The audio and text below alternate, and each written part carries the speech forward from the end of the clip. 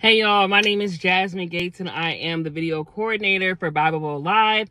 This week's scripture is Numbers 20 and 11. But the Lord said to Moses and Aaron, because you did not trust me enough to demonstrate my holiness to the people of Israel, you will not lead them into the land I am giving them. The first thing that comes to my mind is mind your frustration. Frustration is defined as being upset or annoyed, especially when you cannot change something. And I want us to hold on to that. When we can't change something, that is the root, the seed of frustration. So maybe that's your career, an unsaved mate, an unsaved child, or even an ailment that you're dealing with. Has our frustration with these things caused us to disobey God and take things into our own hands? So let's talk about it. The frustration is okay, but we need to shift how we react to it.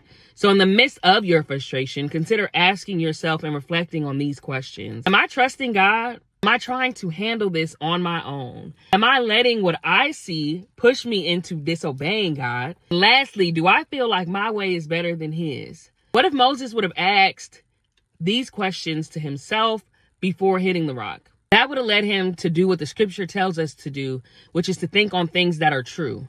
The truth of the matter was, regardless of what the people were doing and what it looked like or felt like to Moses, God had already said the water would come from the rock and how it was supposed to happen.